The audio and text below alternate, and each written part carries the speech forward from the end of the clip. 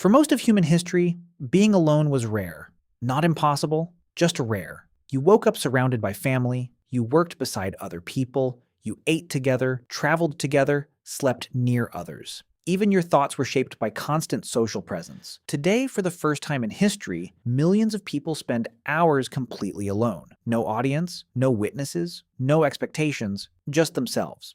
And that raises a strange question. What happens when nobody is watching? Do we finally become who we really are? Or does something else happen entirely? Because the more scientists studied human behavior, the more they discovered something unsettling. The person you think you are may depend on who is looking. And if that's true, then who are you when everyone disappears? To answer that question, we need to investigate one of the strangest facts about being human. The self is not as stable as it feels. Most people imagine their personality as a solid thing, a permanent structure, like a statue carved from stone. You are introverted, or outgoing, confident, or insecure, kind, or selfish.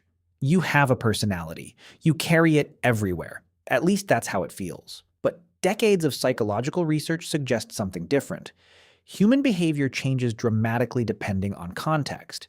The same person can be generous one moment and selfish the next, brave in one situation, cowardly in another, calm at work, anxious at home.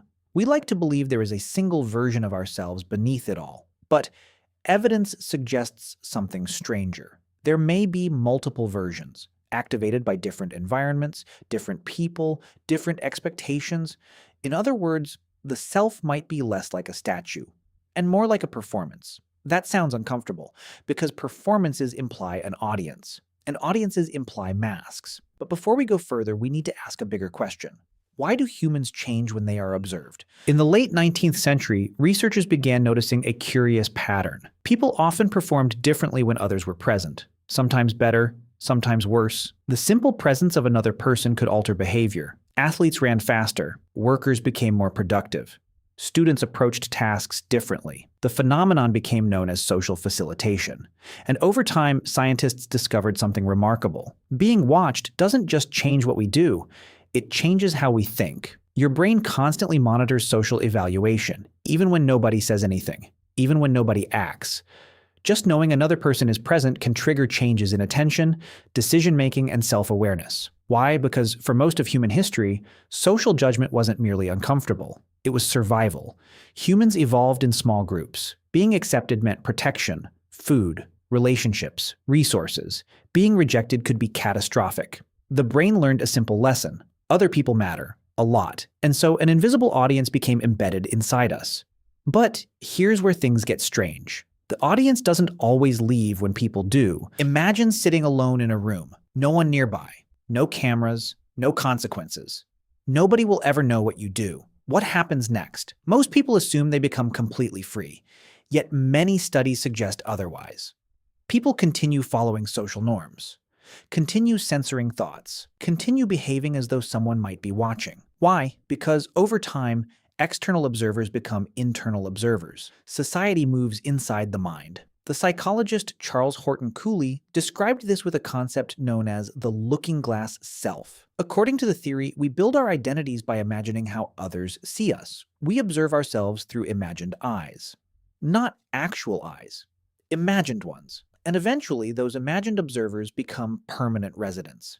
Even in solitude, even in silence, even in darkness, part of you remains watched by you, which raises a disturbing possibility. What if the audience you fear most isn't outside? What if it's inside? Consider a simple experiment. Researchers place participants alone in a room. No phone, no entertainment, nothing to do. Just thoughts. Many participants report discomfort almost immediately. Not physical discomfort, psychological discomfort. Some become restless, others anxious. Some even choose unpleasant stimulation rather than sitting quietly. One famous study found that people would voluntarily administer mild electric shocks to themselves while left alone with their thoughts. Think about that. Given the choice between silence and discomfort, many chose discomfort. Why? What were they avoiding? The answer wasn't boredom. Not exactly. It was confrontation. Because when distractions disappear, something unexpected emerges. The self. Not the social self, not the professional self, not the carefully curated self. The deeper one.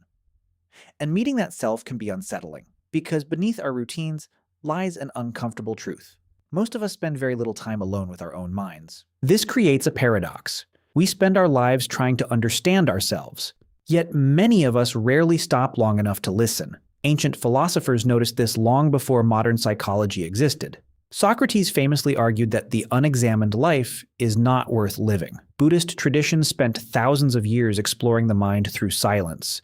Mystics retreated into deserts, monasteries, mountains, not because isolation was pleasant, because it revealed something. When external noise fades, internal noise becomes visible. Thoughts, fears, desires, contradictions, the things usually hidden beneath constant stimulation. And that's where the investigation becomes deeper. Because perhaps the question isn't what happens when nobody is watching. Perhaps the real question is what becomes visible. Neuroscience offers another clue. When the brain isn't focused on external tasks, a network becomes active. Scientists call it the default mode network. It's associated with self-reflection, memory, mental time travel, imagining the future, constructing identity. In a sense, when the world quiets down, the brain starts telling itself stories. Stories about who you are, who you've been, who you might become, and that's fascinating, because identity may not be a fixed object at all. It may be an ongoing narrative, a constantly updated story, a story revised in solitude, which means some of the most important moments in your life happen invisibly. No applause, no audience, no witnesses, just a mind rewriting itself. History provides powerful examples. Many transformative ideas emerged in isolation. Philosophers walking alone, scientists working through problems in solitude, writers staring out windows, inventors wandering through forests. The breakthroughs often appeared private before becoming public. Civilization itself may owe more to solitude than we realize. Not because isolation creates genius, but because reflection creates perspective. Without moments alone, humans react. With moments alone, humans reflect. And reflection changes behavior. It changes beliefs. Sometimes it changes history. Yet solitude also carries risks, because not every encounter with the self is comforting. Some people discover uncertainty, loneliness, fear, questions without answers, which is why humans continuously oscillate between connection and solitude. We need both. Too much isolation damages us. Too little reflection blinds us. The challenge is balance. And perhaps that balance reveals something profound about human nature. For centuries, people have searched for the real self, the authentic version beneath every role, every expectation, every performance. But what if there isn't one? What if authenticity isn't a hidden object waiting to be discovered? What if it's a process, a conversation, a relationship between the person you are alone and the person you are with others? Because humans are social creatures. We become ourselves through relationships, yet we also need distance from relationships to understand who we're becoming. Both realities are true. The public self isn't fake. The private self isn't more real. They are different expressions of the same human being. And that realization changes everything. Because it means the question was never about choosing between masks and authenticity. It was about understanding that identity has layers, layers revealed under different conditions, just as a landscape looks different at dawn, noon, and night. Still the same landscape, still the same person, different light, different perspective. So what happens when nobody is watching? Your habits remain. Your fears become louder. Your thoughts become visible. Your stories continue unfolding. The invisible audience inside your mind keeps speaking. And if you stay long enough, something else happens. The performance begins to fade. Not completely, but enough. Enough to hear things you normally miss. Enough to notice desires that don't belong to other people. Enough to question assumptions you've carried for years. Enough to meet yourself. Not perfectly, not finally, but honestly. And perhaps that's why solitude has fascinated humans across every culture and every century. Because being alone is one of the few moments when life stops demanding a response and starts offering a reflection. Maybe that's the deepest answer. Nobody is ever completely unwatched. We carry our families, our cultures, our memories, our imagined audiences, everywhere we go. But solitude allows us to see those influences for what they are, to separate our own voice from the crowd, to recognize which beliefs are inherited and which are chosen, to understand that identity is not something hidden inside us. It's something continuously created, moment by moment, choice by choice, seen and unseen. And perhaps the most important parts of your life will never be witnessed by anyone else. The decision you make in silence, the belief you quietly abandon, the fear you finally face, the dream you refuse to let go. No audience will applaud those moments.